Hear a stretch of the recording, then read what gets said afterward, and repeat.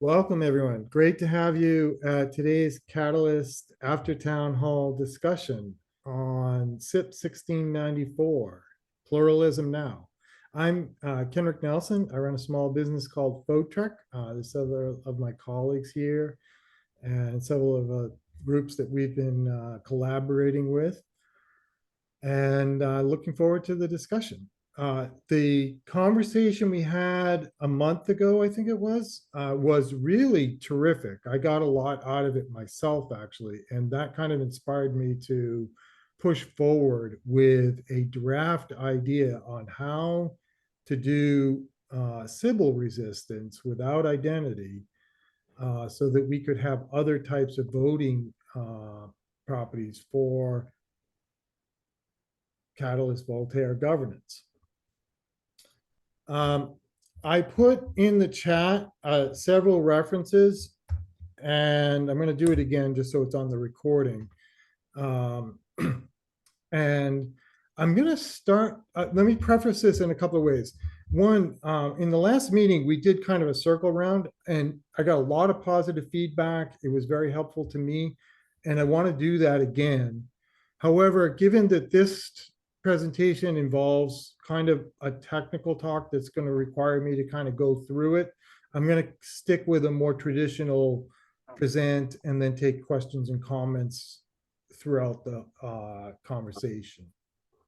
But we'll definitely do kind of a circle discussion again in the future. I want to preface the presentation with the following comments. The aspiration of the Cardano community and what the Federation has communicated that they're working on is to build a decentralized governance system. And that is the goal of Voltaire.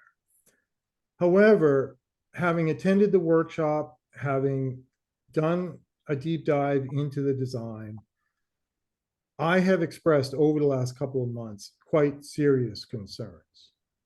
And my conclusion is that this design actually is a path towards a plutocracy, not a decentralized decision-making.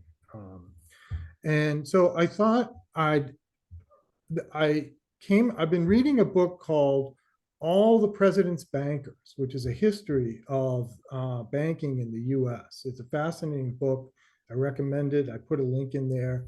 I want to give you a little story about how decentralization has been used historically to build plutocracies, because I think that's what we're potentially in the midst of right now. In the early 1900s, just after World War I, the US went through one of its many very severe banking crises, with bank runs and collapses of banking and the destruction of the economy. And in the midst of that, the US government secretly gave JP Morgan about $30 million for him to take responsibility to bail out all these banks that were on the verge of going bankrupt. And they got through the crisis. No one knew that, well, the impression to the public was that JP Morgan was being generous in bailing out the US banking industry. They didn't realize that it had actually been the US taxpayer. JP Morgan was just the agent. Furthermore, after the crisis, the banking industry knew that very severe regulations would be coming because of the severity of this crisis. Sound familiar? So the New York Titans organized a secret meeting at a country club in Georgia, gathering all the leading bankers around the country.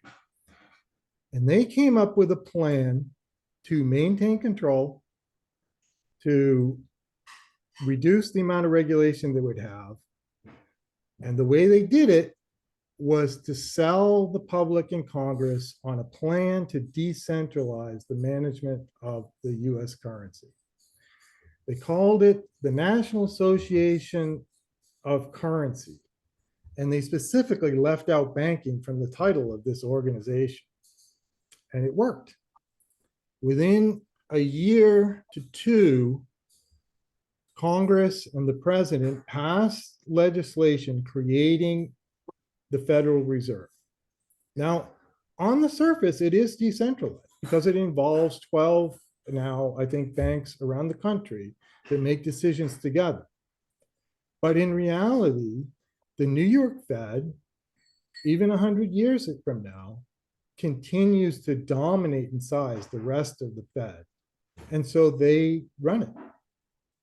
Furthermore, the very first director of the New York Fed was the president of Chase Bank, now JP Morgan Chase.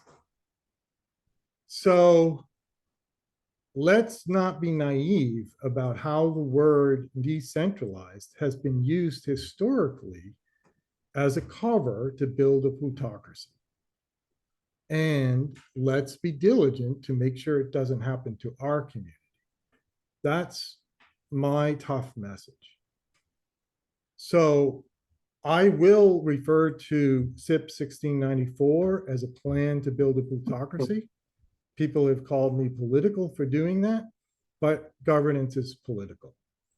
And we need to be clear about the facts rather than getting swamped by mythical dreams. Now, I should have had one more reference here, and I'll have to just do this verbally because I didn't put it in front of me. But CIP-1694 starts with a preface that makes the declaration that at the current time, doing digital identity is too hard, too unreliable, and too centralized to implement as part of this plan. We saw today, this is very relevant. We saw the great work that Root ID has done. Of course, Atala Prism is being developed. There's lots of solutions in this community that are available. And I don't accept that premise as the part of this, as what should be framing this design.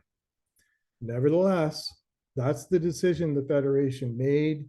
And in the time that they are planning to take a vote on CIP-1694 and roll this out, that decision can't be changed. It should be changed in the future, but it's not likely to change in the next month. The second preface is also false. It states that because we're not going to use identity, the only voting system that is available is one coin, one vote. My purpose in this presentation, in this discussion, is to show an example why that's not true. This was crafted just within the last 2 weeks. So it is very rough. It is very imperfect. It is not a complete solution. It may not even be the best solution. And the analysis, I'll show weaknesses. It has weaknesses.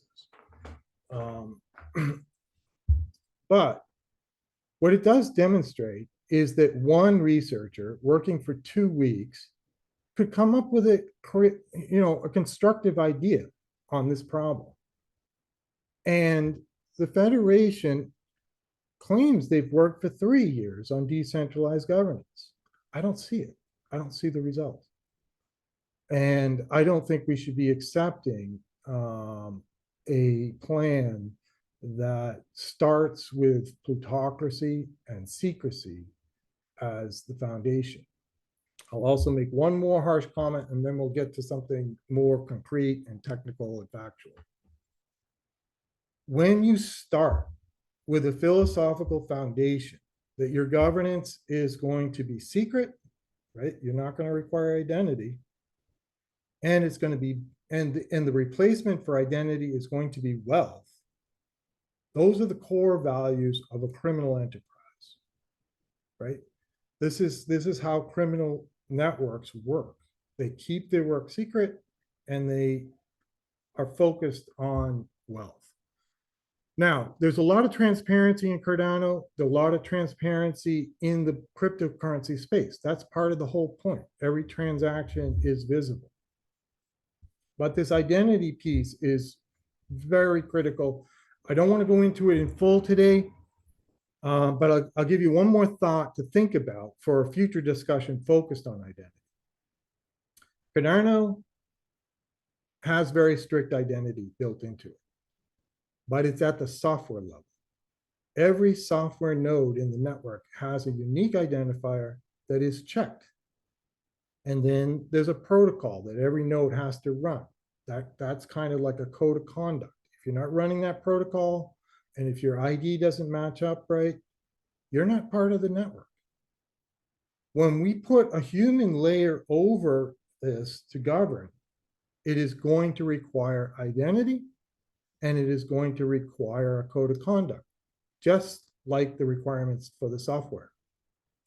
The reason we can use and even operate the network permissionlessly is because identity and conduct are handled in the software. Before I jump into the technical, why don't I just take some feedback on that opening remark about what the context is that we're working towards. Does anyone want to either ask a question or provide a comment with regard to that preface? Steph, go ahead. Yeah, thanks, Kenric. You're going to be at a workshop with will you be taking this kind of presentation and ideas to workshop in the next is it next month? Yes. Yes. So that's a great question. And let me just give the whole story for others that aren't familiar. The CIP-1694 proposal, which is the product of the Voltaire phase of our work, was first rolled out kind of in the fall last year on GitHub for the community to review. And then in March, IOG hosted a workshop in Colorado that myself and others here attended. And the workshop was wonderful. I enjoyed meeting everyone. It was great. And it was informative. But the concerns as I did more digging and reviewing of it grew. Now, I helped coordinate several of the local workshops, but I didn't try to run one myself because by the time it was time to run one, I was already making quite significant pushback, and I will be providing my own report with regard to all the different town hall discussions we've had. But the workshops now are following a very tight agenda only around discussing the parameters of the design. They've really closed down discussion about the design itself. And further, to really reinforce that, they were originally going to merge on GitHub this draft CIP-1694 after the workshop, but they actually just did the merge last week. They didn't, so even that decision is kind of showing how they're going to push forward irrespective of concerns from the community. Other questions or comments? And just to clarify, there's another workshop coming up. Yeah, so next week, I will be flying to Scotland, to the University of Edinburgh with several others here to participate in what's supposed to be kind of a concluding workshop to finalize this proposal and to take the input from the community. Now, let me now switch. I'm going to bring up a Mathematica workbook. And I'm going to go through a design and Mathematica's, yeah, my computer is a little bit slow, so just give me a second to get it all set up. Kenric, Jenny's got a hand up. A PDF of this is available in, I think, the first link that I sent. It's on GitHub. So if you'd like to follow along with the PDF, you can open it that way. And I'll also share my screen. Sorry, Kenric, Jenny's got a hand up for a question, I think. Oh, Jenny, go ahead. No, it wasn't a question. I just want to thank you for hosting this and bringing this to the community's attention. I was very shocked myself to see to see that happening. I mean, there's still workshops going on, so all this input, it's absolutely worthless at this point. So I was speechless, absolutely speechless, and it felt like we were just used for a marketing tool, right? Which it kind of felt like that at the beginning to begin with, but yeah. So thank you. I just wanted to say that. Exactly. It confirms, it's an action that confirms that the purpose of 1694 isn't to build decentralized governance. It's to build a cover story for the plutocracy they're planning. And the point is that every plutocracy requires a cover story in order to legitimize the plutocracy. That's what CIP-1694 is. It's the cover story. And I just want to go ahead, Eystein. Yeah, just shortly, I try to be the devil on the shoulder here. So Yeah. currently, it is a plutocracy. It's 5 out of 7 keys in governance. So they are voluntarily trying to relinquish some control. So you can say we are all currently in a plutocracy and we're moving to something else. But I fully agree on the process. It's I don't understand why we would close the GitHub when there's still ongoing workshops. So yeah. But to keep that in mind, like they are trying to release control. Two things, and this is I'll amplify what you're saying and support it. It's decentralization is an extremely hard problem. As the essay we wrote earlier and the discussion we had a month ago kind of tried to illustrate. Attempts at this have generally failed in lots of different ways. They're always imperfect. I live in the United States. It's a very imperfect democracy. And you get attacked from all sides. There's someone used the word panacea in reference to my work. Well, there is no panacea. No, it's going to be attacks from all sides all the time. But you can't, I guess the point is you can't start as a preface that we can't solve these problems, so we're not going to try. I don't accept that premise. That's the premise I don't accept. Yes, they're hard problems, but we need to work on them. We need to find solutions to them. So here's one draft of a solution. And again, it's very preliminary, it's very imperfect, and I'll show some of both the potential benefits and the flaws that would have to be improved. Okay, so I'm going to bring up this one.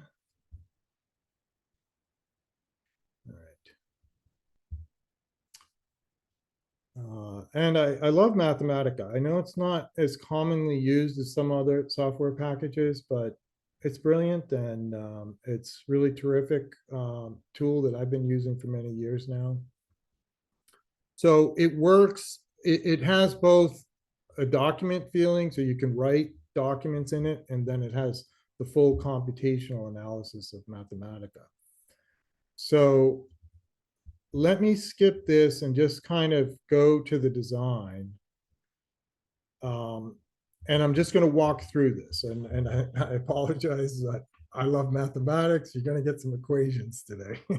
Not sure how you feel about mathematics, but I'm a fan. CIP-1694 basically uses a very simple process where the amount of eta is equal to your votes. And in the delegated role, a delegate will set up a pool, and then you can delegate to that pool. And then the size of that delegation will be the number of votes that delegate has. The problem is, as we've shown for 2 years now in research we've done for the Catalyst community, is that wealth is a power law distribution and voting is a nonlinear process. The combination makes for extreme inequality in the distribution of influence in this kind of system. Nin has done great work with his team, building plural voting as an alternative. And he has been documenting how the plutocratic voting of Catalyst is hurting our community. So that's, we also reference Snaprilla's work in this effort.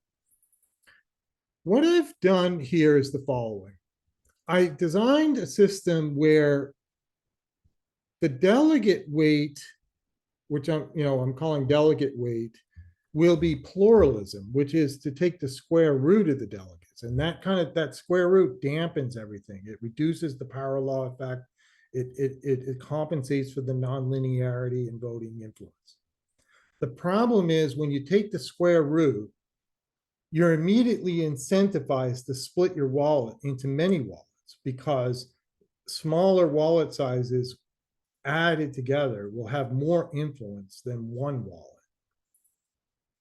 So to compensate for that, I'm also going to use a function of the deposit that the DRep puts down. And this is actually going to be the opposite of plural. It's going to be what I'm referring to as hyper-plutocratic, because it's going to be the inverse of whatever that other weight was. It actually doesn't have to be 1/2, but we're just going to stick with that example today. It can be any number from 0 to 1, and and just as a reference, 0 would be democracy, 1 wallet, 1 vote. 1/2 is the pluralism that I'm going to talk about today. And a power to 1 is the 1 coin, 1 vote plutocracy that is the CIP-1694 design. So the deposit is going to become the Sybil Resistance Mechanism. And it's going to work by actually taking the square of the deposit. So here are the functions here.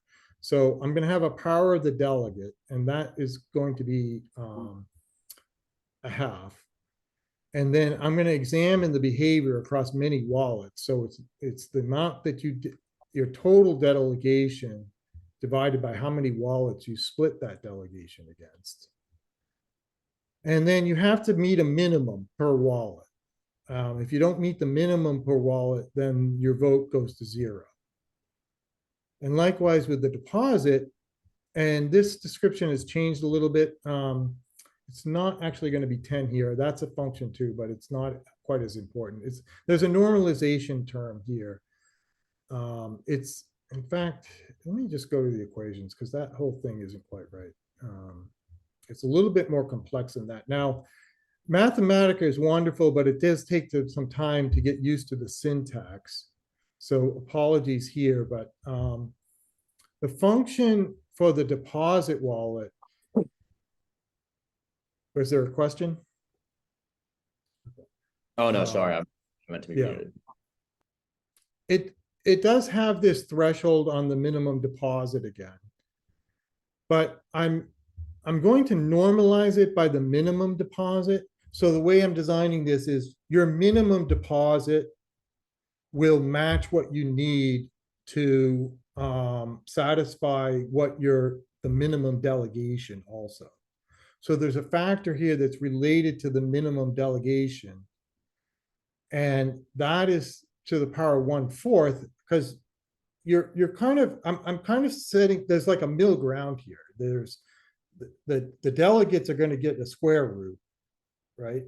And then the deposits are going to get squared. And they're going to meet in the middle here. And they're both going to set thresholds on how many votes you actually get. So let's look at some pictures to show that a little bit more.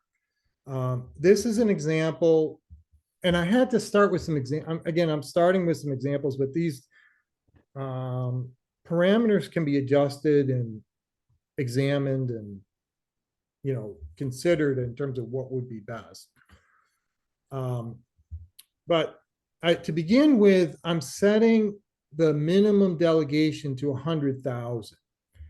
I don't know whether that's a good number or not. It might be a little bit large, but the higher this is, it helps the Sybil resistance. So the idea is a DRep needs to get at least 100,000 delegates onto their pool before they're kind of in the program to participate. And this actually is similar to the requirement in the CIP-1694 has a similar requirement for what they're calling the bootstrapping phrase, where they're only going to accept the first 10,000 DReps that have the most delegates. And if you consider the current supply of ADA is about 35 billion, if you kind of think about half of that as participants, and then you think about sort of 10% of that as being like the largest whale that might participate.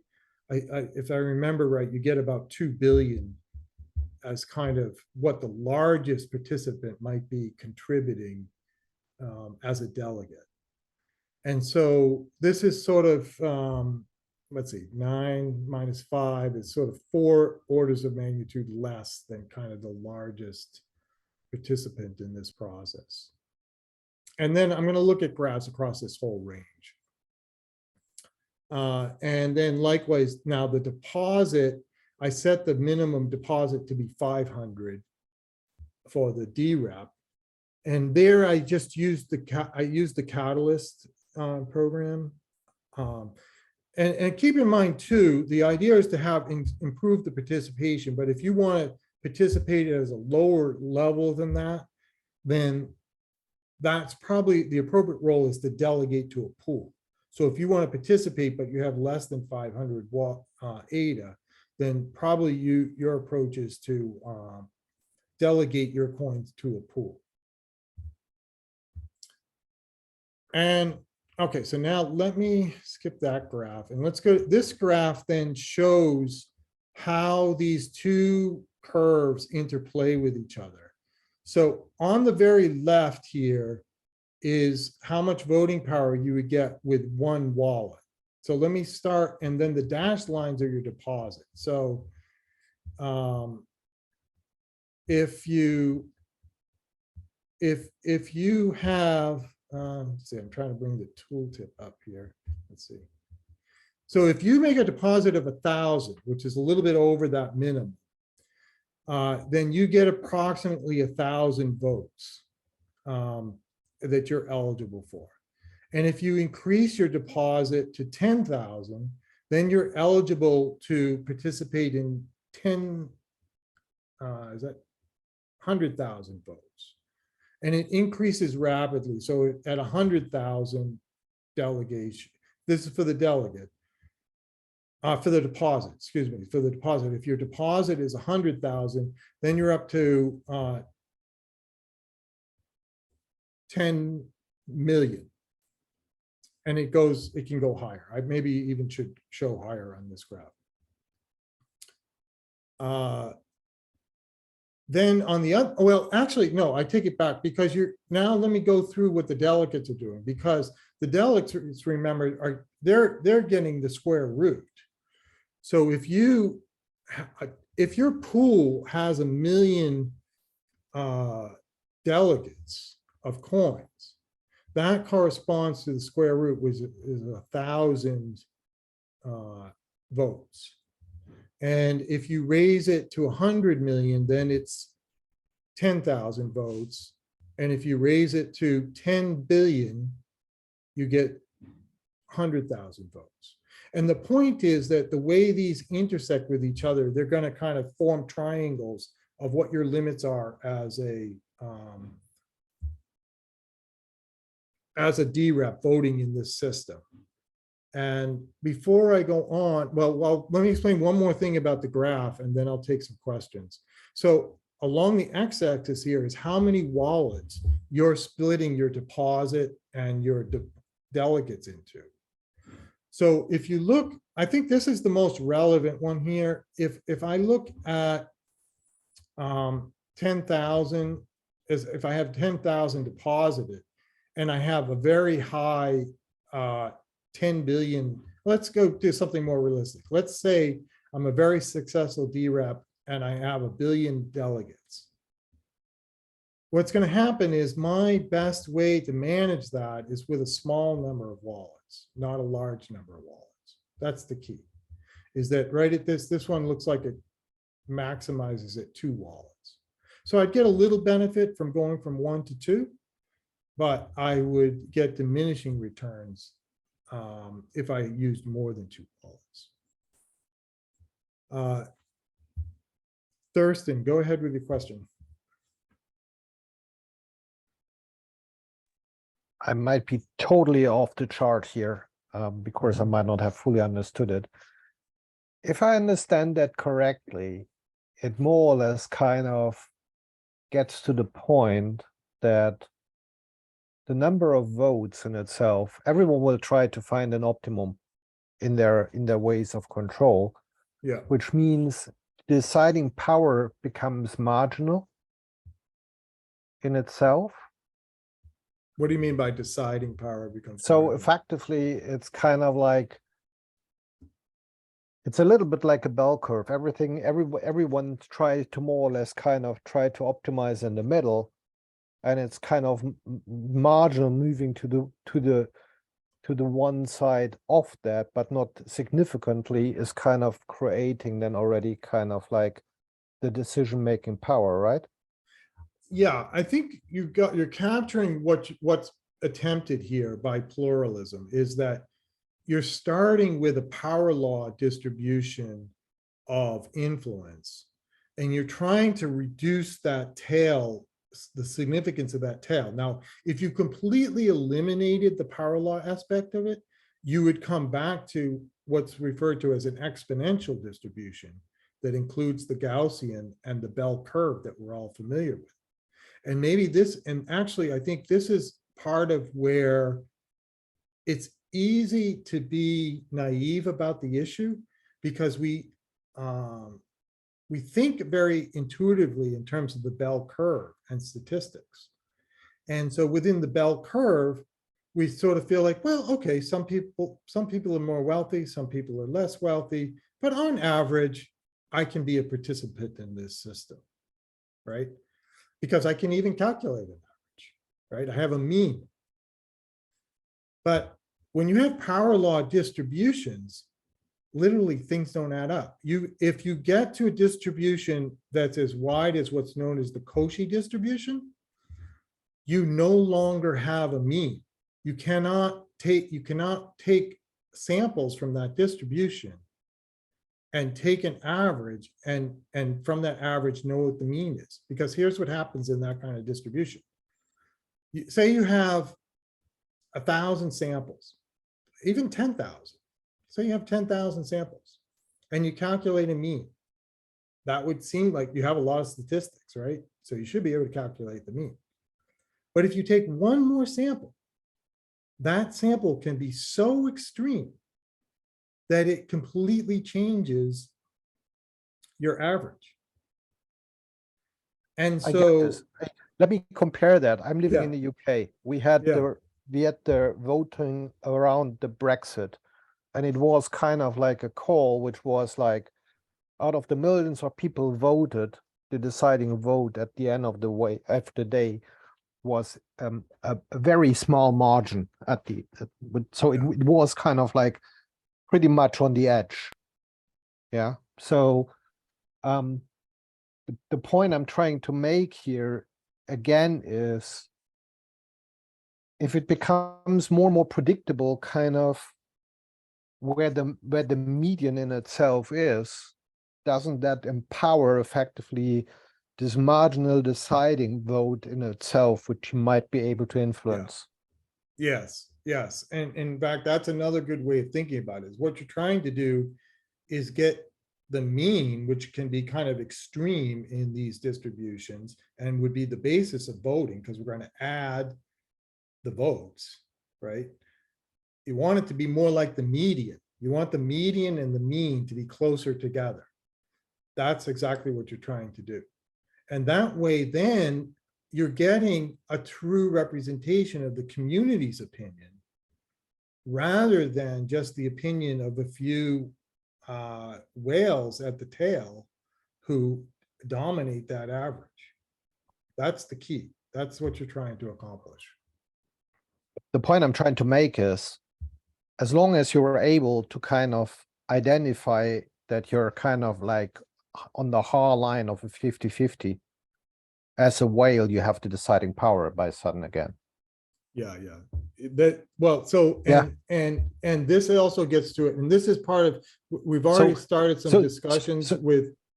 So sorry. So Go the ahead. point in that context is, and I might be naive because I never more or less dive deep into that one, but it is actually quite crucial in this in this situation that it's not public what the outcome is. So the outcome in itself has to be unknown until effectively the cast have been counted.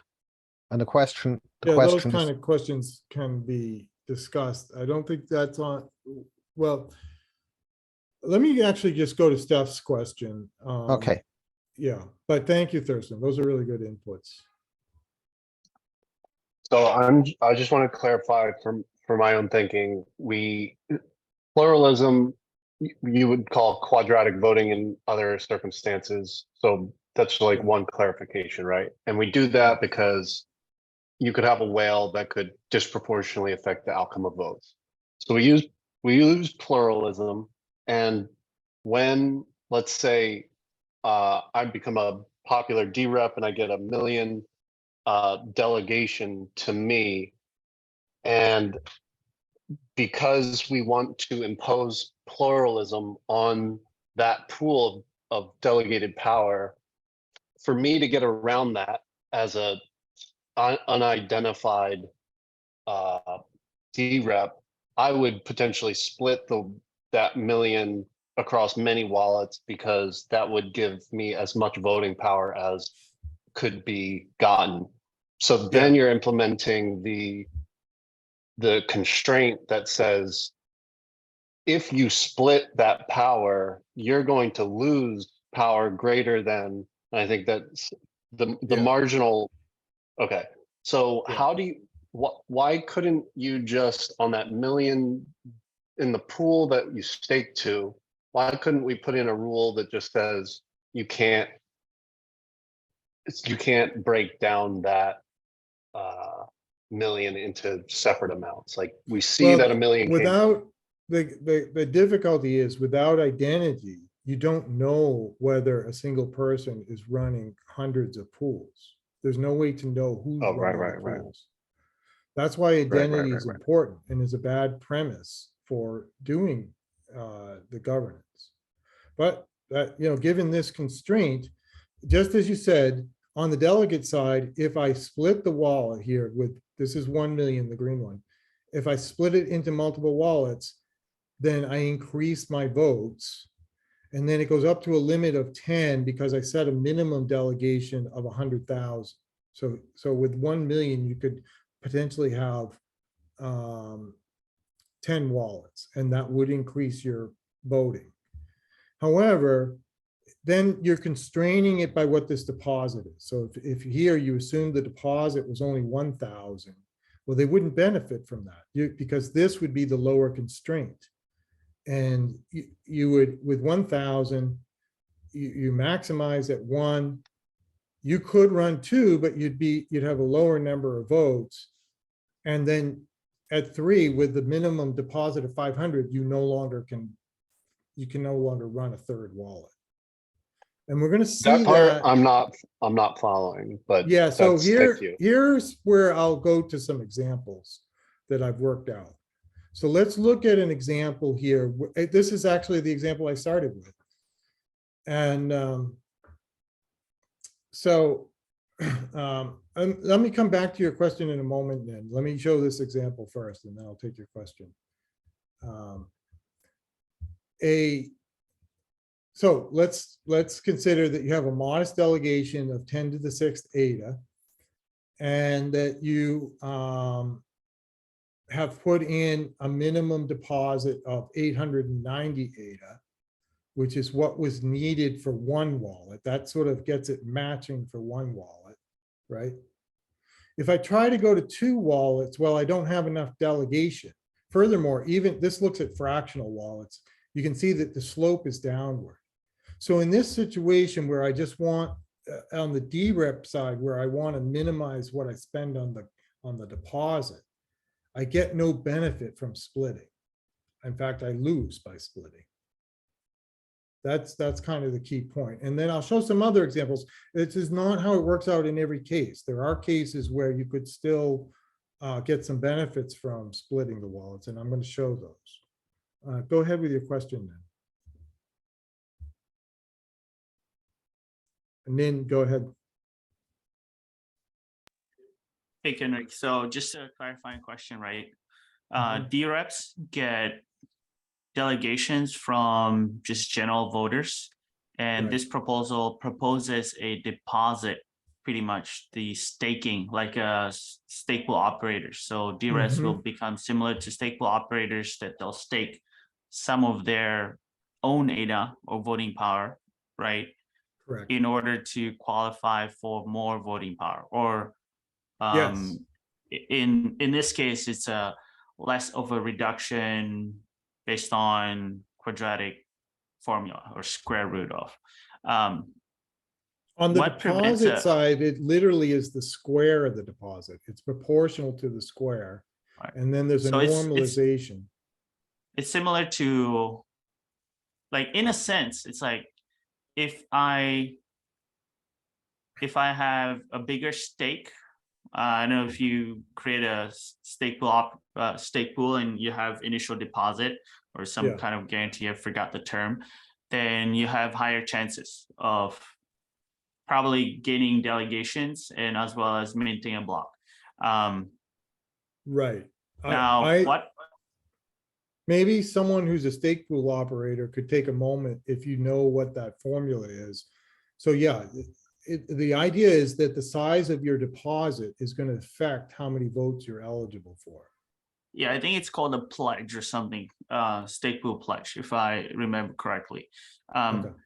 So what prevents a DRep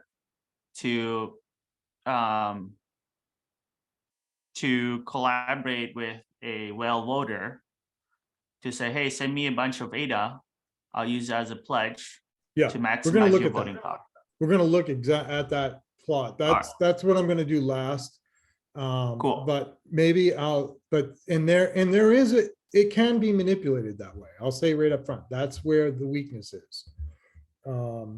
And you can also start to see where the challenges are here. So if now for that same small deposit, if the delegation is 1 million, right?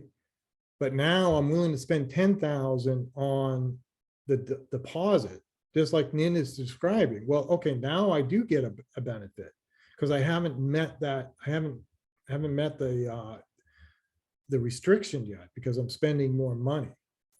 So here I can get increases up to 10 wallets. That's where I would cross the threshold of my delegate limitation. Now, I want to keep in mind that, so yes, there is some potential to get a benefit if you split the wallets. But let's think about the scale of this too. Because what they're proposing is that the 1 million delegates would get 1 million votes. Here, we're scaling it down to somewhere between 1,000 and 10,000, even if you try to manipulate the system, right? So it's a 2 to 3 order magnitude reduction in the number of votes that this pool is going to receive. So even with this Sybil attack, right, because you're running 10 wallets instead of one, it's a modest increase, and it doesn't come close to the 1 coin, 1 vote solution. Furthermore, you run a risk if you have some variance in your deposits, you run the risk of one of your pools going to 0, right? If you fall below that, right, because it's going to drop to 0. If you fall below, if any of your wallets fall to below the 100,000 limit, or it falls below the 500 deposit limit, the votes drop to 0.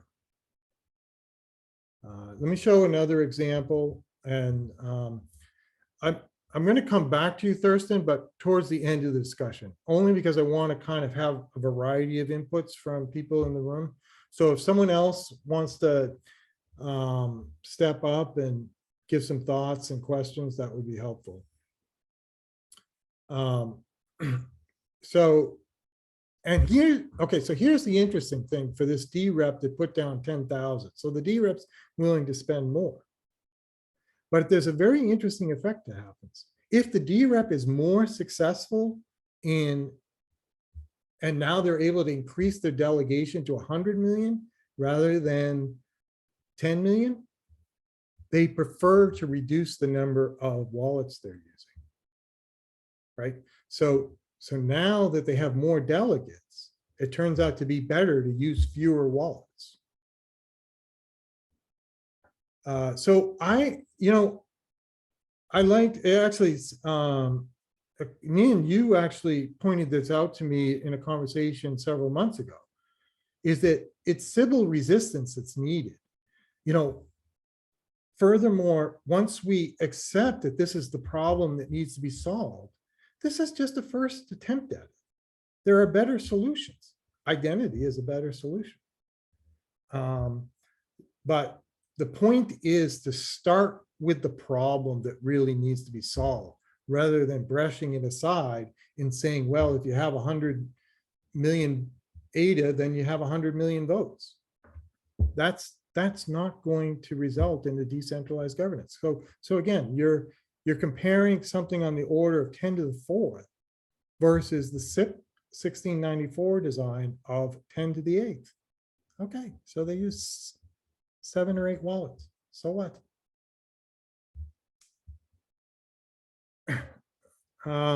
Merrick, go ahead. I think that Thorsten was first, so Thorsten. Yeah, but Thorsten had some input earlier in the discussion, so I will come back to Thorsten, but it'll be towards the end of the discussion. Okay.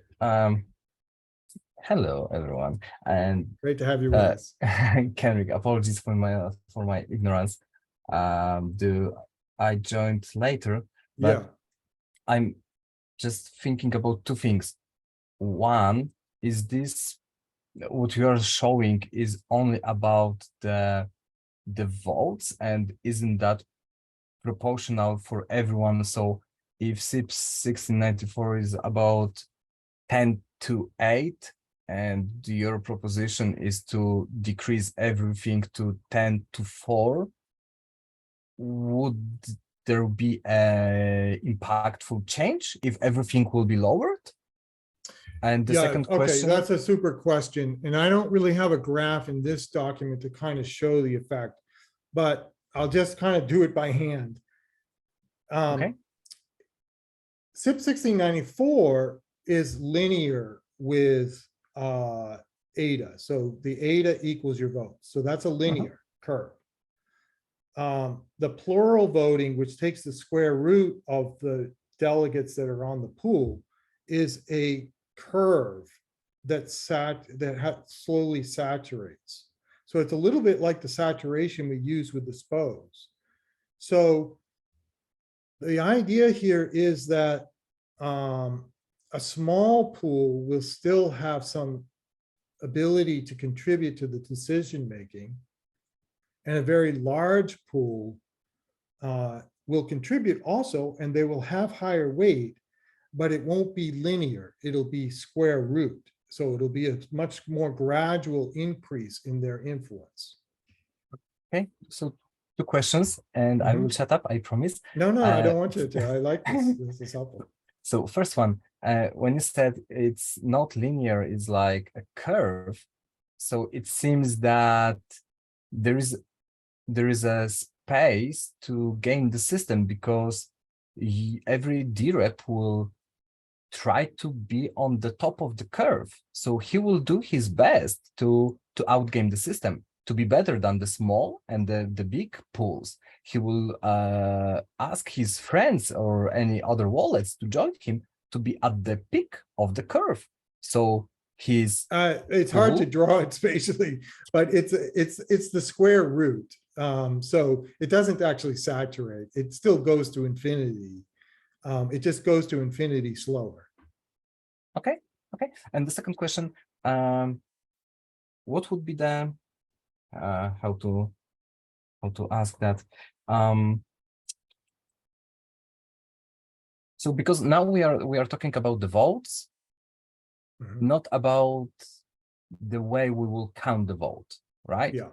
Because in currently, for example, in Catalyst, we have we are calculating the voting power, and then we are calculating the winners. So if we are talking about the voting power, it's 1 ADA, 1 voting power. How we calculate the winners? 50% more yes than no. Easy peasy lemon squeezy, right? Yeah, I believe those can stay the same.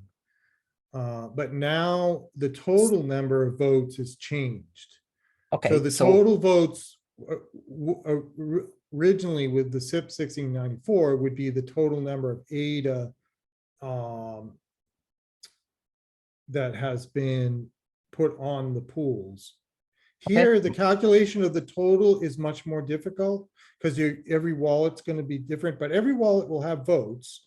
And then you're still going to sum all those votes and normalize it to get your percentages. Okay. And the very last question. So yeah, if the way we are counting the votes and calculating the winners stays the same, why do we bother about, I mean, how this will improve against Sybil Attack? Because when we have 1 ADA, one voting power, it doesn't matter if you will have 10,000 wallets with 1 ADA or 1 wallet with 10,000 ADA, your voting power will always be the same. So this is like Sybil Attack, resistant. Sorry, right. English. Right. I'm speaking So, Polish, and the way the thing you are presenting, you're saying that it will prevent the Sybil attack. So it's like it opens the door for Sybil to attack. Yes or that's no? correct. That's correct. That's the problem that has to be solved. So let me back up because some others, first of all, it's a good way to frame the questions. So it's good to refresh because this is the heart of the matter. And then there may be some other people who joined late too. So I'll preface it with this, the claim is that 1 coin, 1 vote doesn't involve a Sybil attack. Okay, on the surface, that's true. But let me change the way you think about that. Because the assumption underlying the idea that there's no Sybil attack is that every ADA is independent, right? You're counting 1 ADA, 1 vote, and you're pretending that every ADA is independent. But actually, every ADA controlled by an individual or an institution that's responsible for that wallet, those are all correlated. They all have the same opinion. So there's lots of correlation. And the Sybil attacks really have to do with correlation. So one of the things I like to point out is that the Sybil attack is built into 1 coin, 1 vote. You're just accepting it. You're just legitimizing it. You're saying that it's okay for a wealthy person to correlate all their votes, and you're not going to call that a Sybil attack. But it absolutely is an attack on the governance because you're not getting the community's opinion. You're getting the opinion of a few of the wealthiest holders of the coin. Then let's back up and then I'll get back to kind of the traditional way this is taught is these solid lines are the delegates split across many wallets. And indeed, up until the limit of the minimum per wallet, you get increases in your votes. That's correct.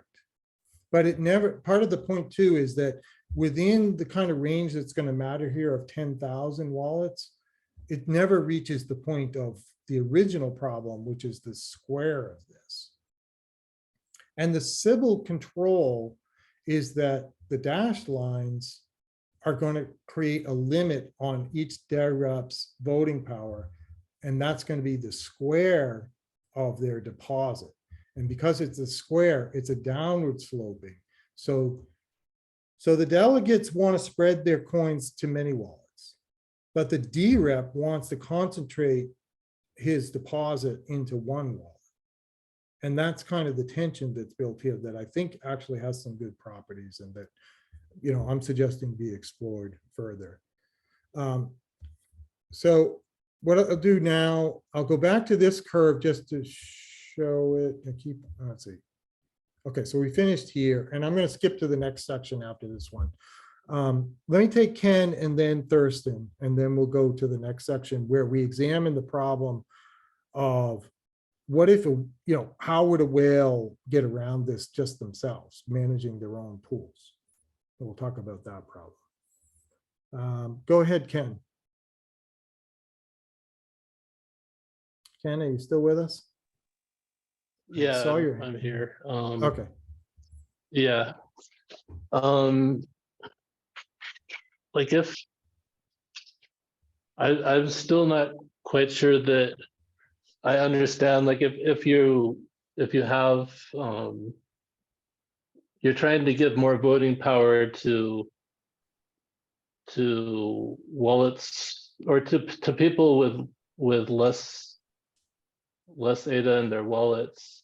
Like I still don't see how someone with a large very large amount can't mimic the same situation. Like, and another thing, like if you're talking about people splitting up their ADA into different wallets, there is the transaction fees, and I'm wondering if that can be something that could be seen as a deterrent for people to split it up based on, I don't know, like you've got you can have lots of transactions in one transaction, so I don't know how that would work, In this but first draft, I didn't consider cost on transactions, but I agree that that's actually very important. And Pi, who's also working on CIP-1694, is starting to take a look at that actually with some analysis you can read on the GitHub discussion board. And further, this is a good point to interject. I'm right now just treating the deposit as a deposit that you would get back if you decided not to be a DRep.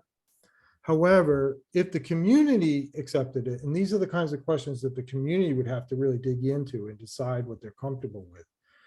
But one thought is, what if 10% of the deposit was treated as an annual fee for being a DRep, and then that fee was subtracted from the whatever rewards you were going to get for being a DRep? So this would further incentivize you to spend less on your DRep because it wouldn't, on your deposit, because it wouldn't just be a deposit, but there'd actually be a payment. Part of it would involve a payment. Now, I think it's important that the DRep process be inclusive. And so we don't want to make the barriers so high that we end up creating other barriers to participation. But again, this is part of the point, and you're suggesting a good thought, Ken, is that there are also additional ways that can contribute to the civil resistance. And the idea is not necessarily that we'd ever reach perfection in this, but as long as we start building civil resistance and using different methods of civil resistance, then we can provide a complete system that can work properly. yeah, like how a larger, like a whale, can mimic more delegation from a smaller DRep or something. Like, Yeah, I'm not sure, like I'm going to look at that curious next. about how this prevents that. And Yep. also another, just one thought, like you could possibly look at the age of UTXOs that are involved in the process as part of the weighting of it. Like if someone's trying to do something over a longer Yeah. period of time versus over a shorter period of time. But Right. those are my inputs. Yeah, that's another good Sybil resistance that people have worked on. Thorsten, go ahead with your question.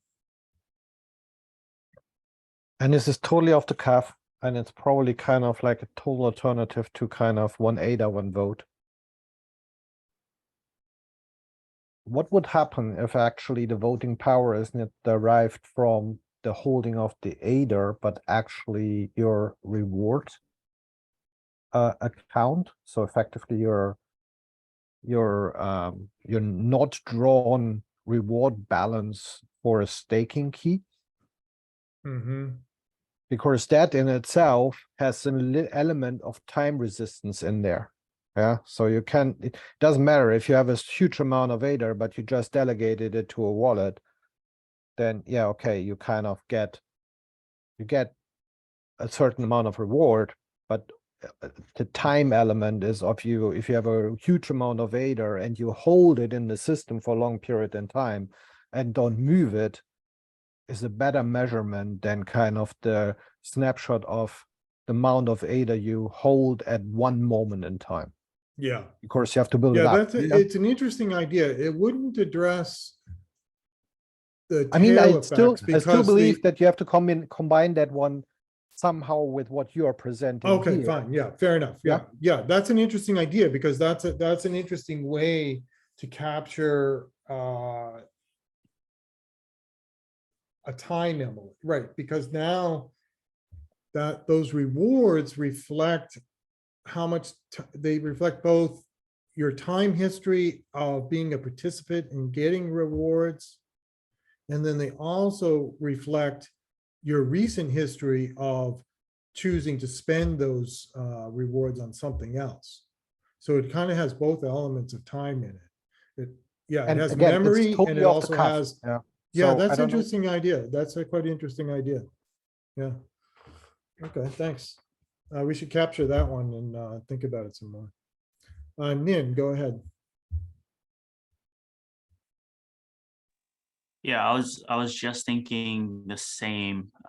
What if for the deposit or the pledge that the DRep has to put up or put in, they have to demonstrate to be holding it for a certain period of time. And I didn't link Yeah. it to the stake pool rewards, but that's a genius way to Exactly. do it, right? Let's call it genius, Thorsten, because that's a yeah. hard problem and now you've got a simple solution. That's If genius. that is the solution, kind of, you can thank me later. I love it. No, We'll it's buy a terrific coffee. idea. So good yeah, things come out of these discussions. Yeah, sorry, Kenric. With Sybil Resistance, it's always about either identity or some kind of cost of Sybil attacks, right? Yeah. And the cost can be either money or time or other type of resources or Right. reputation. Obviously, zero knowledge identity would be amazing because it's both, for security and privacy. It may be possible on Prism 2.0 at some point in the future, not at the moment. It is possible with other self-sovereign identity platforms and solutions today. But I assume that if it's going to be Cardano governance, we want to use Cardano solutions, right? Then the other part is I'm gonna post. There's something called pairwise Sybil Attack, pairwise coordination, Sybil Resistance. It's written by Vitalik and talks about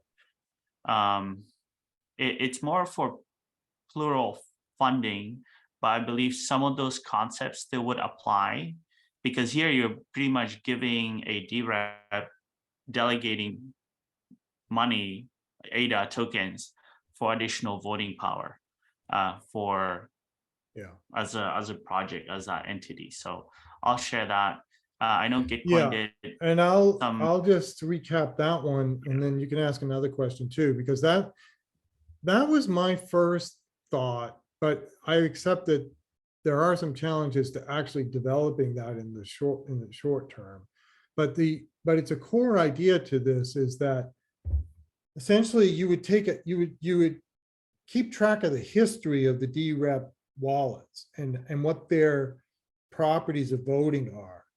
And then if you find that sets of wallets are highly correlated with each other, they would get a discount on their influence, or essentially their number of votes, based on that correlation metric.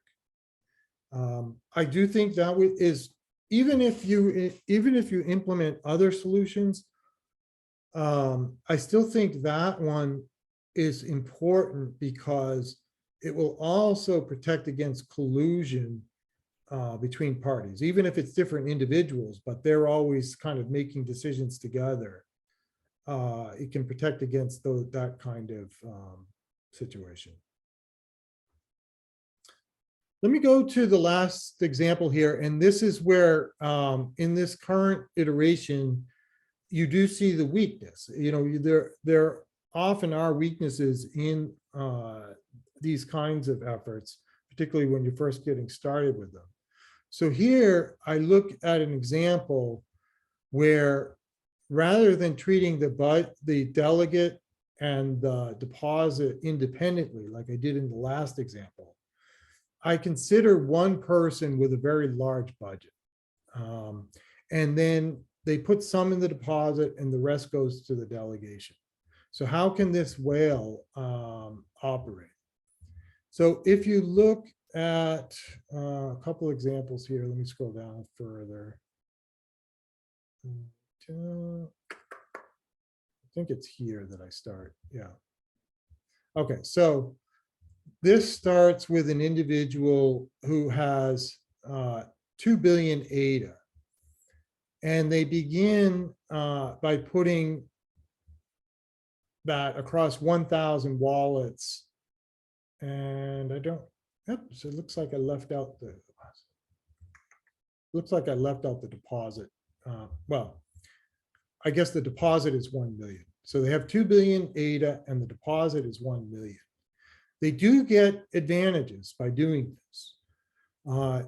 Because of the deposit limit of 1 million, they reach a maximum when they have 1,000 wallets, and then there's diminishing returns. And then again, they reach this threshold where their votes go to 0 when they get to 2,000. That's based on the requirement of 1,000 delegates per wallet. So this is the challenge. And part of the question that would have to be examined is, how serious is this problem? Is this something that we could live with in an initial version? And how do the distributions then compare with what we started with? So again, this person with 2 billion is going to start with 2 billion votes. The solution I'm suggesting, their votes would reduce to 1 million. So that's still 3 orders of magnitude less votes. But you would have to look at how this normalizes too. This is part of what Merrick was getting at, is it's going to depend on the total number of votes and how it all normalizes to look at the comparison of the voting power. And in our discussions on the GitHub repository, that's one of the things that's been suggested, is that we now take this voting number of votes and translate it into voting percentages would be one thing. And then even voting percentages, actually, as the Wolfram team is very familiar with, needs to be translated into voting power. You know, what's your probability of influencing a decision? And we can look at it further. If you put more into the delegate, into the deposit, you get further increases.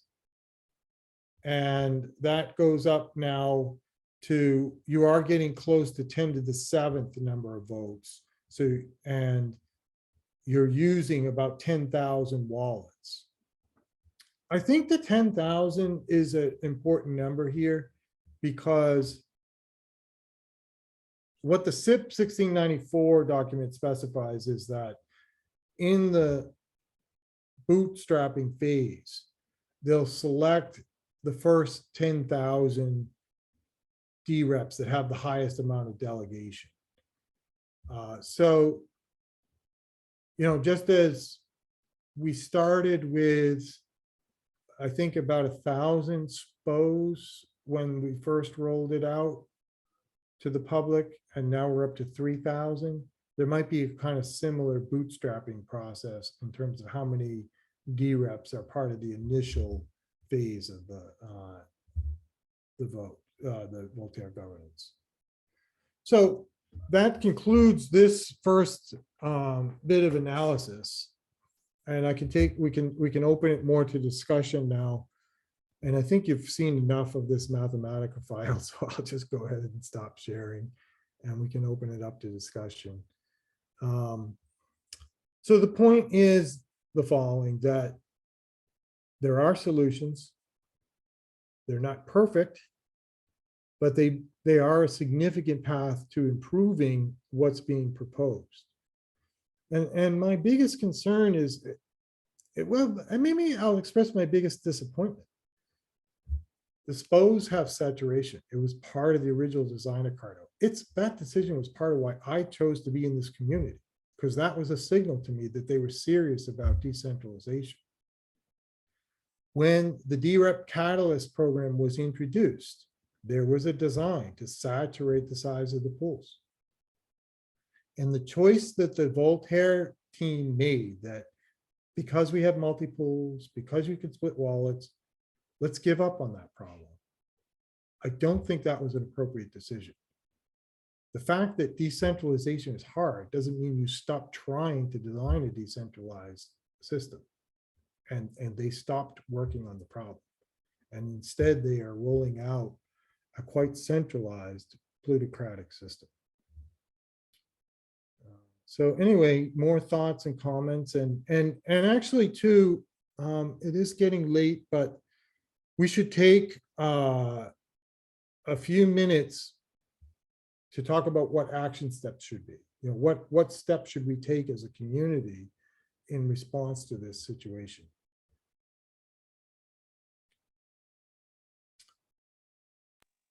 Put that out to the floor. Has anyone got any? Yeah, open to the Right. floor. How about Rocky 1?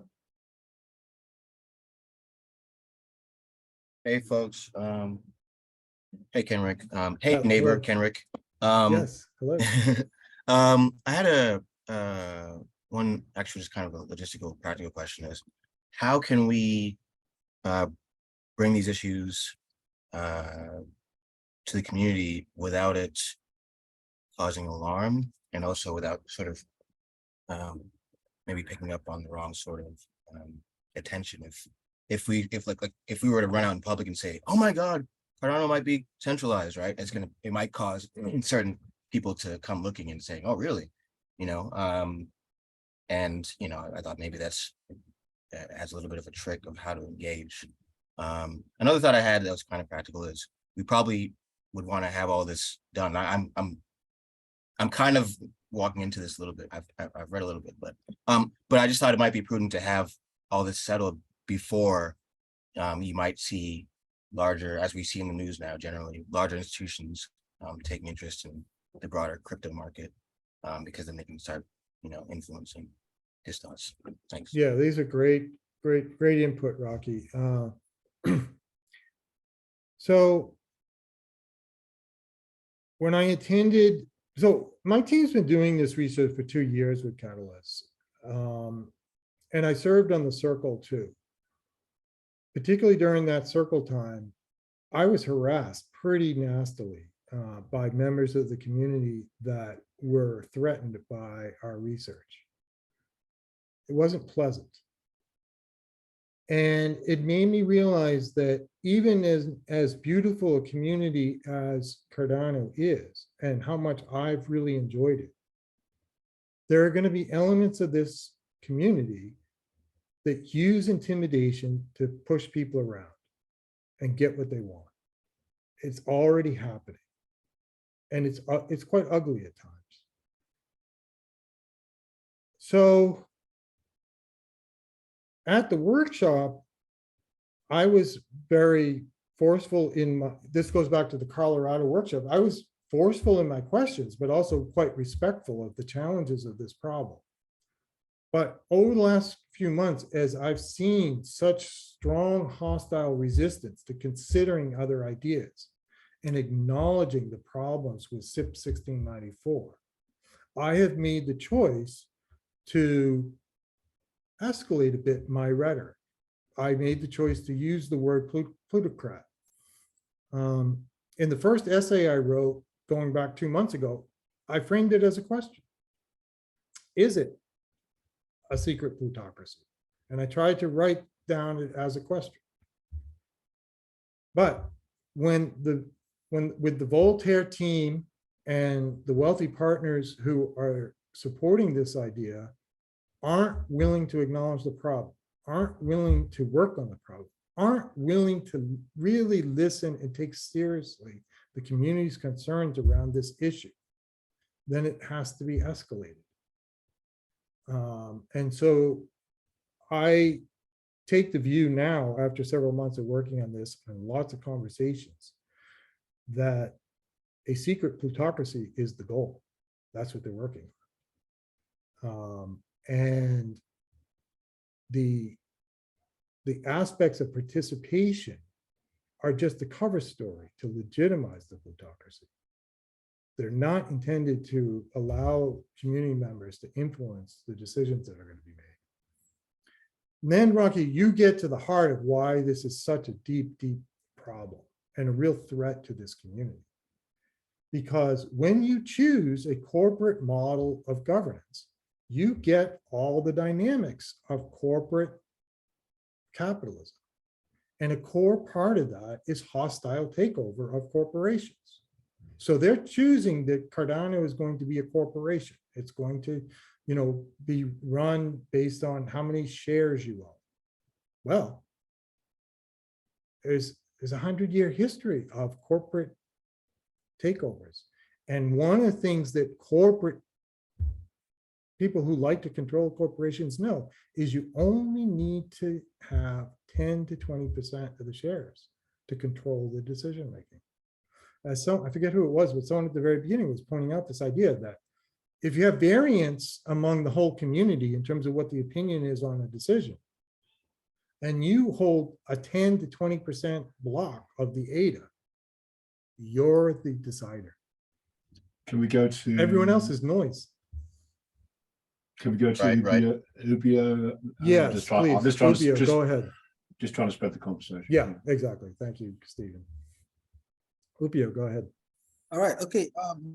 So Kenric, I would say thank you so much, because right from when you started this whole comments and everything, like, been quite exposing, and we've really learned a lot.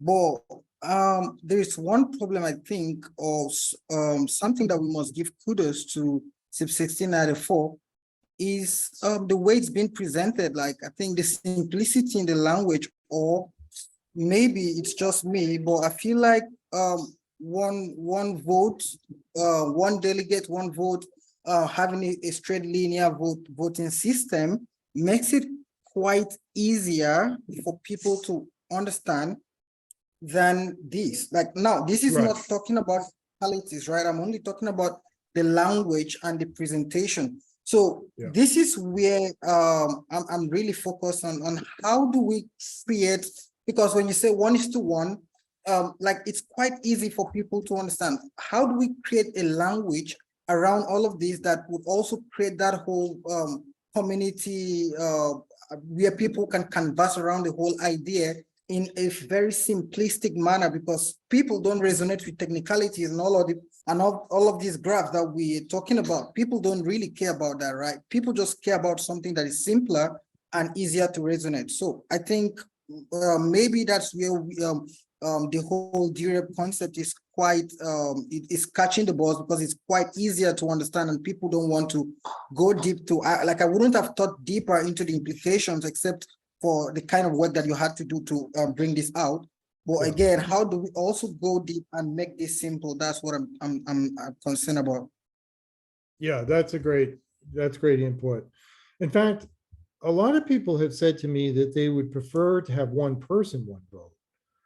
And that's even more challenging. But again, it fits to your idea that it's important for the concept to be simple.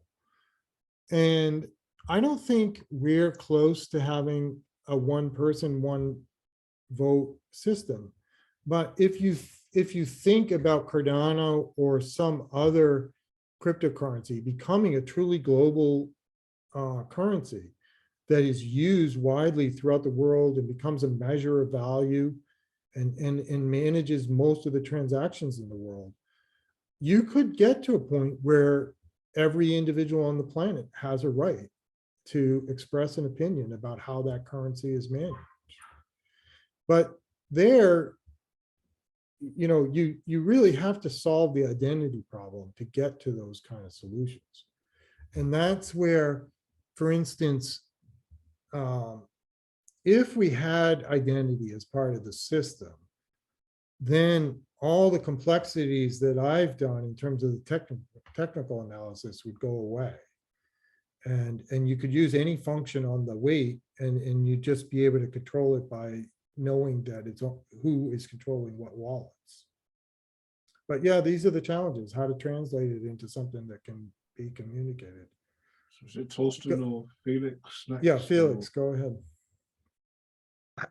I'm not fully getting the point why there are so many discussions about CIP-1694 and so much resources already going into the implementation while there are no serious attempts of actually alternatives.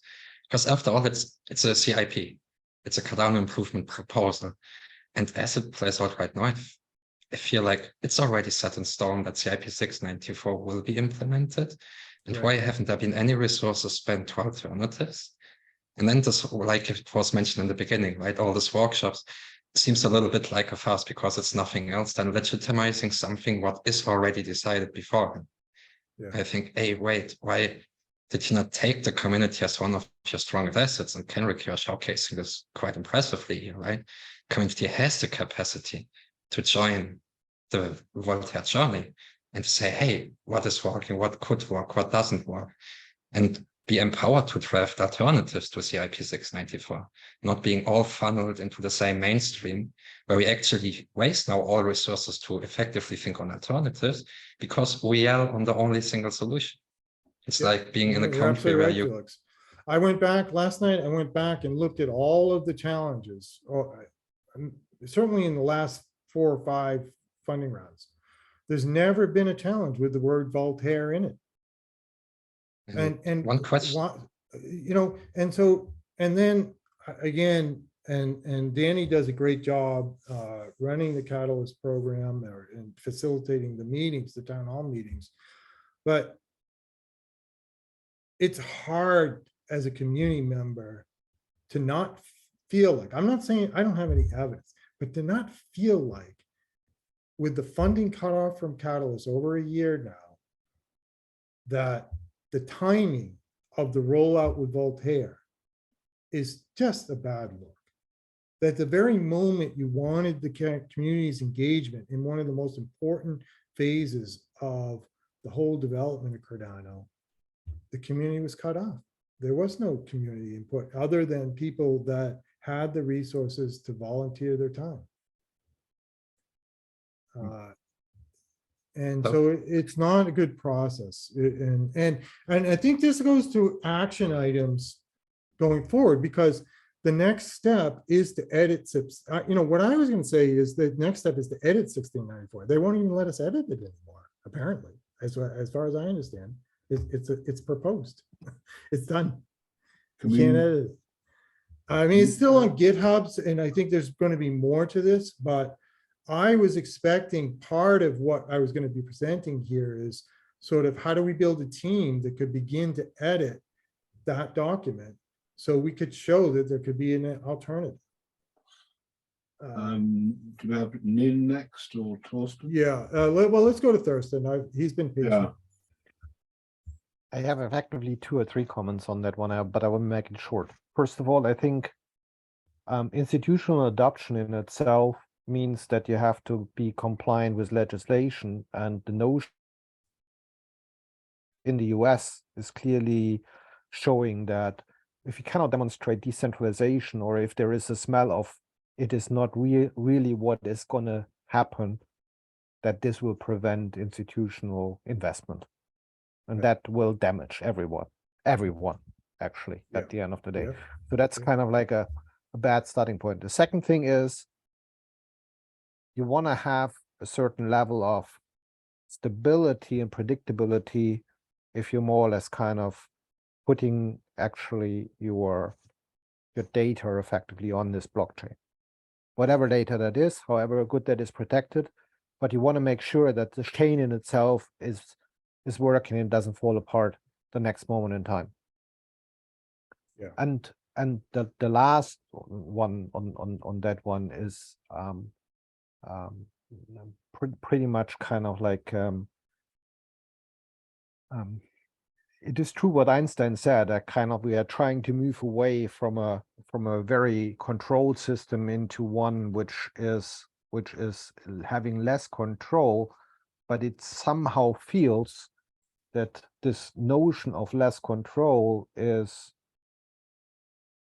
not really breaking through in the way of the implementation, because the way the implementation has to be driven would have to be very selfishless. And I think the notion which we are recognizing as a community is there is perhaps still this kind of element of we want to let go, but not really yet want to let go. Yeah. Yeah. Yeah. So at the end of the day, it will come back to the question of trust and whether we truly have the ability to implement a trustless system also on the element of governance. If it depends then on individuals or a group or organizations you trust, that will be the limiting factor of growth.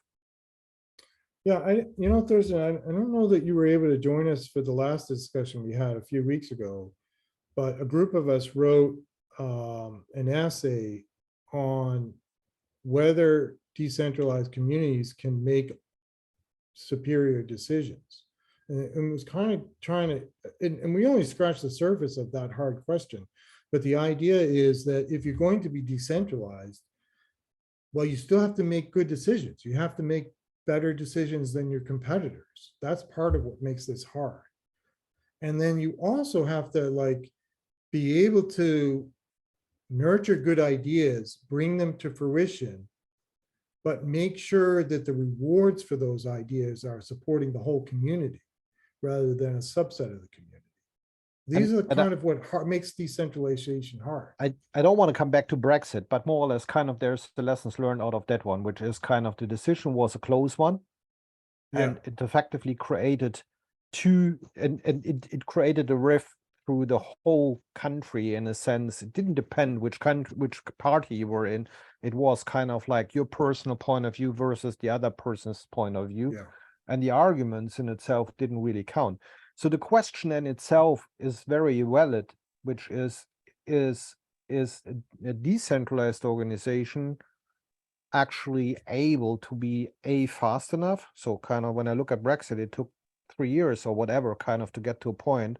And then you look at the outcome and you say, is that the best outcome in itself? I don't want to make a call on that one, but it more or less kind of shows a complex problem doesn't have a simple solution. Yeah. Go ahead, and Nin. people involved doesn't necessarily mean that it's a better decision. Yeah, thanks, Thorsten. That's helpful. Nin, go ahead.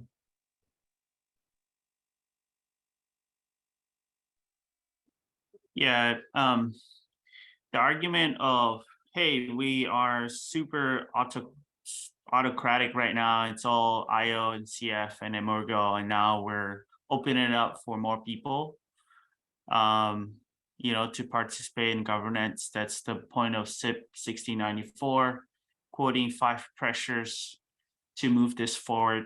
I think there's regulatory pressure, security pressures, community pressure, innovation, cohesion pressures, why they want to implement this now, right? Even though it's not perfect and so on. When I think about it, why a lot of us are here, at least the builders, right, is because we put our trust on Charles, especially his legendary whiteboard videos at the beginning, right? And then it turned into community building relationships, and just being in the space, and loving the space too. Yeah. But once this is implemented and you give more keys to more entities and decision makers in a space, we don't know who they are, supposedly, right? My fear is that everybody knows it's not perfect. Even the architects of this know it's not perfect, right? But how, my fear is that it's just gonna stay, and that's it. Because to implement, you can already tell the implement changes in just the experiment of the broader governance in Catalyst, right? Itself took many months and many heartaches, and literally the whole village. Right. And so, yeah, this is the challenge, right? That's exactly, because once you legitimize this approach, there's little to no chance that it gets modified. It won't be a priority by the people who are making decisions. And as you can see, the problems to try to make it more decentralized are quite hard. Yeah. Thank you, Nin. That's absolutely true. Rocky, go ahead. Okay. Hey, I just had a thought that was, I think, triggered by somebody who was saying something, but on the tech that's available on the blockchain, I brought this up in a recent meeting, I think last week, maybe or a couple weeks ago. Are we not able to leverage, or is there nobody, available to, to put forth their technologies or whatever they're working on, that would be reliable to use in this process, whether it's SnapRella's built it. We have it. It's already built on the network. It's there to be used. Okay. It's done. Catalyst did fund it. It's ready to go. Okay, so no offense, Nin, my bad. Yeah, no, not at all. That's but this is the point too, is that this is where it gets kind of willful, that they're not willing to consider these kinds of solutions. It's not that we haven't been working on them. And Nin's team has done extraordinary work in building the quadratic voting and funding capability. And they, I think, wisely built KYC, and they're building other identity solutions into the platform. Awesome. So it's willful to not be leveraging the community's work. Right. That's how I feel too. Yeah. Sorry. Just a quick thing on the same subject is with the tech and stuff. And Nin, maybe you've come across this idea already, but with the ZK tech that's out there, or what's available by various entities, is there nothing available where you can associate a fingerprint to like a wallet or an NFT or something, and that would be serving as your representation on Go ahead, the Nin, chain if to you vote want with? to address that question. I think what he's saying is like biomarkers or some other mechanism that gets tied to a self-sovereign ID. Yeah, like those things are possible. The limitation with Prism is that 1.4 that's deployed on mainnet can only issue verified credentials, and DIDs, right? Decentralized identifiers to a user. And then you can verify that the verified credential exists or the DID exists, and that's it. That's what you can do with 1.4. 2.0 is not production ready. There is security audits and so on to take it to production. It does not have support for, even though Roots ID has done an amazing job researching unknown creds and ZK capability, the 2.0 Untitled Prism doesn't support it yet for production use cases. So the alternative would be, okay, we can go to Hyperledger, which is open source, but it's permission blockchain technology, or Trinsic, or one of the other ones that have built this tech already. ZK, verified credentials, issuing, verifying, minimal Midnight. disclosure. Are you familiar with IMX? Or IMX, however you pronounce it? Yes, I am, not super deeply. I believe Yeah. Go ZK ahead. stuff as well. They do. It seems like their thing is about issue one coin per person. Sorry. Go ahead, Ken. I didn't mean to cut you off. Go ahead and finish your thought, Rob. Oh no, I was just in their white paper. It seems like their goal is to your identity would be a single token, right? So it seems like it might serve a purpose here. I'm just not certain on. I knew that they also have part of their thing is to leverage some centralized entities if that's what helps you as a project to kind of get your thing rolling. But I think they eventually want to get to a place where you are totally like everybody wants, truly decentralized, and you know, you manage your identity on your own. But they would leverage other centralized if you want for your particular use case, but you don't have to use those things. Yeah, sorry. Yeah, thanks. That's an important topic. Thanks for bringing that up, Rocky. I mean, there is another element. Okay. To Jenny, why don't you go next? Okay, so I just want to say really appreciate Kenric's perseverance about this issue. But I want to ask also, why don't we bring to the main meeting or to the main catalyst or Wednesday's meeting this issue, because it is so important for the future of Cardano. And I really would like to hear what Daniel says about how. Yeah, that's a great question. And that leads into, I do think we should take some action items before we close. So why don't we take that as a first one? Is Danny, would it be appropriate maybe after the workshop to present these concerns at the main town hall? I think it's challenging from the prospect of the purview that we are given within the Catalyst hallways versus Voltaire, because like when you look at it from the organizational perspective, those are two completely different work streams, and it's very challenging to cross-pollinate them in regards to the scope, because then we're sort of like, I think, murking the waters of like what the Catalyst primary goal as an innovation agent is versus what the Voltaire's goal of the Cardano's governance at large is, governing the actual blockchain in its entirety. And I think that has been often misconstrued also in the public hallways about the role of the Catalyst versus the role of the Voltaire. And I think it's traditionally due to the fact that it began in the same space, because Catalyst was the first that started experimenting with voting, and sort of like Voltaire outgrew the needs of it. And that's why there's all these other workshops and streams happening at the same time.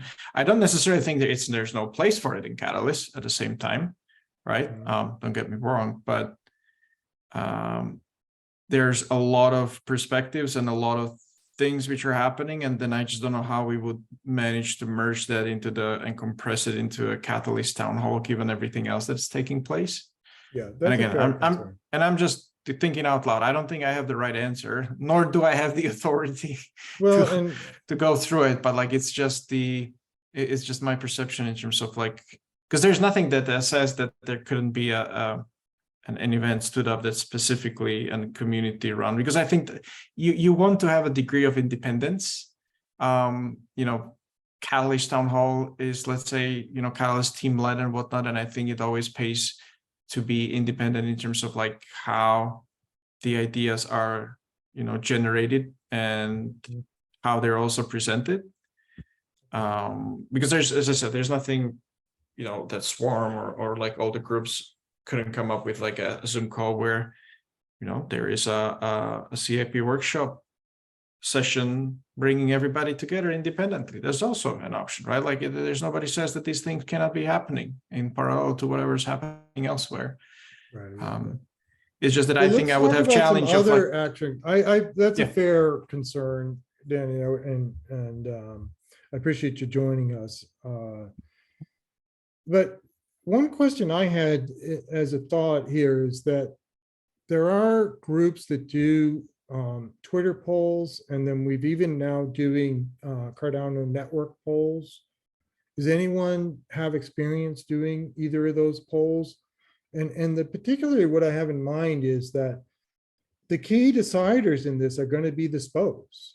It really, as an action item, an important action item for each of us to take is to talk to our SPOs and find out how they feel about CIP-1694 and how they think alternatives to this should be addressed. Does anyone feel like they'd want to volunteer to kind of run a poll? Anyone good at that? Wouldn't that replicate? I mean, I'll just express my own opinion here, Kenric. I think there's a kind of a problem of agency here, and I appreciate what Danny's saying. And it's like, you know, it is a transitional phase, Voltaire, from a centralized corporate entity to hopefully, and I do in good faith believe that's for the sake of argument, to a decentralized governance. But the question is, who has the authority there now? And we are looking at the tripartite system as the form of authority, and there's, you know, that's all we can only take that at face value. But who has agency in the decision making here on the SIP?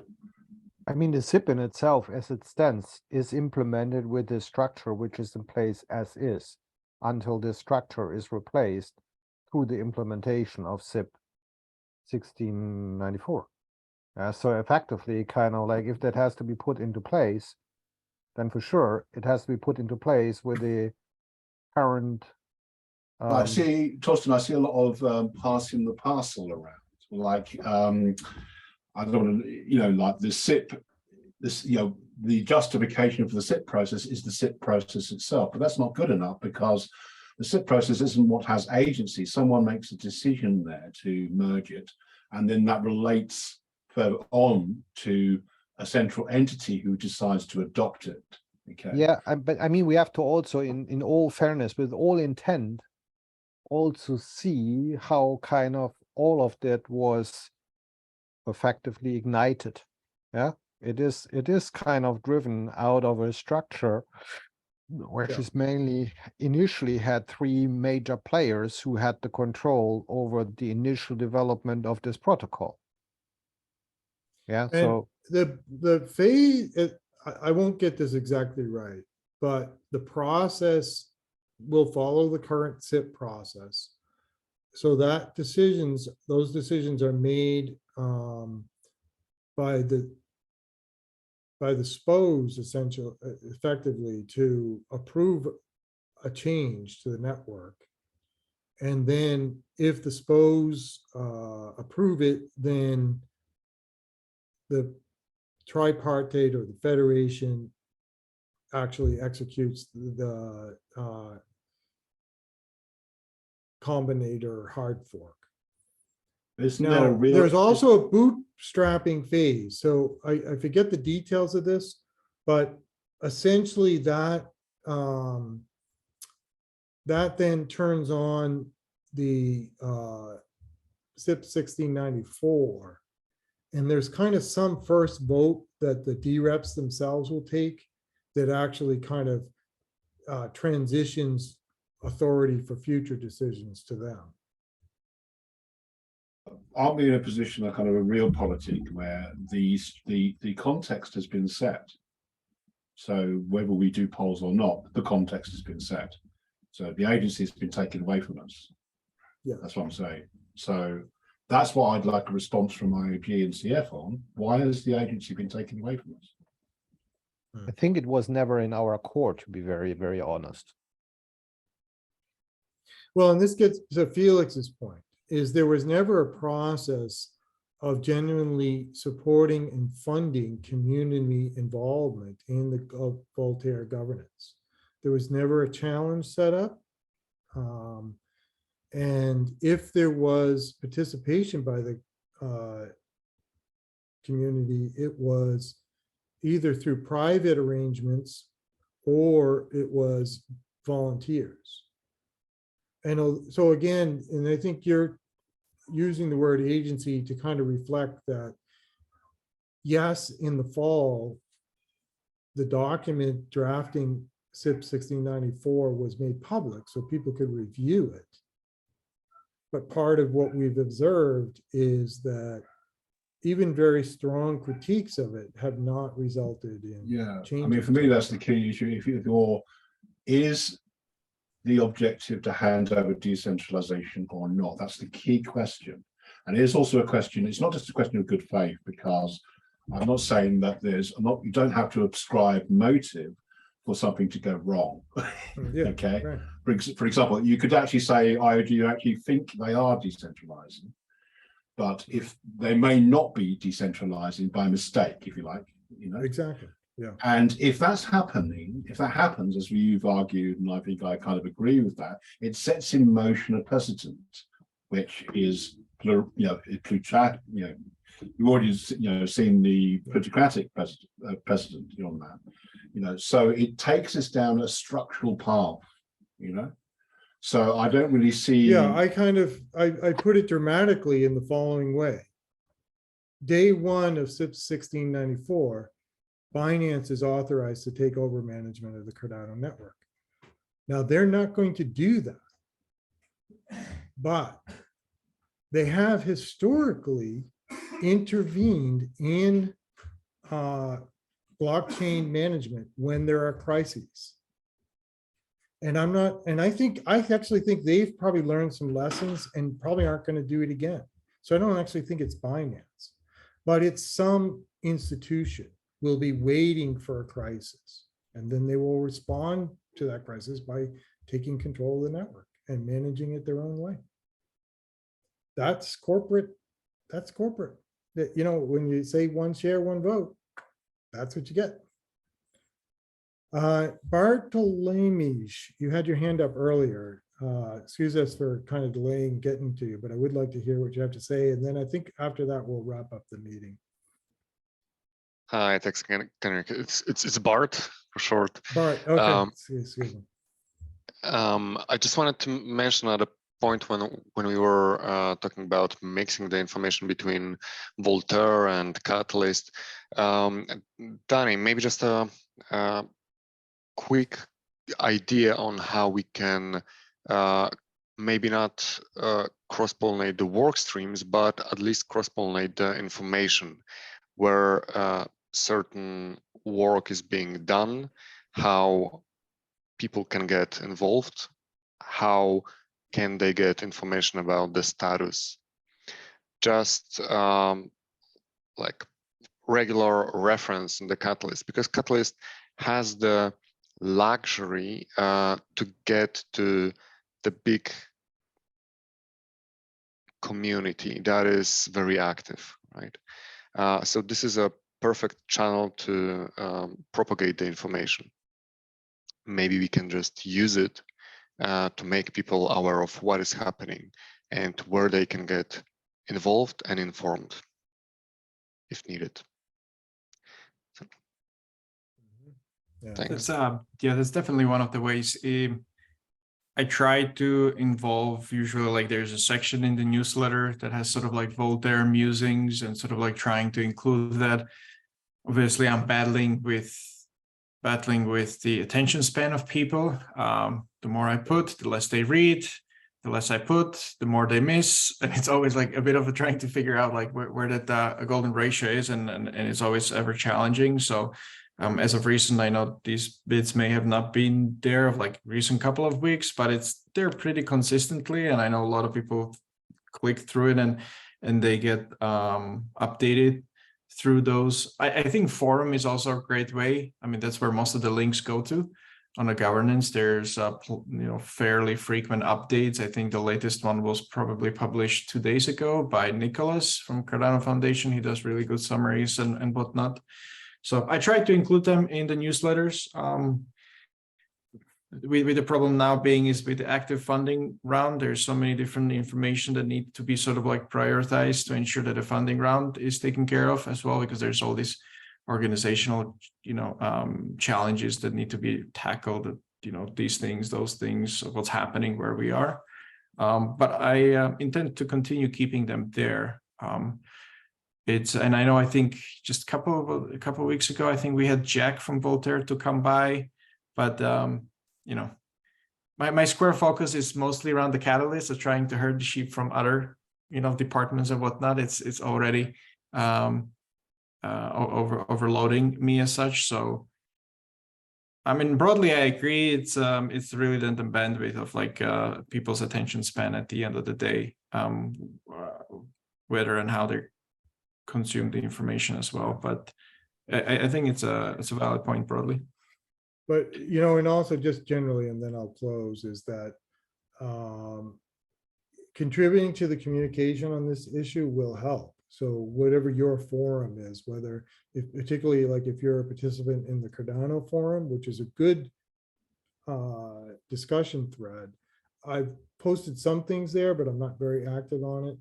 I've used Twitter a bit, and then we do these discussion halls, but, you know, getting the word out about the concerns and the desire for an alternative now, not later after we've implemented something that probably can't be reversed, is quite important.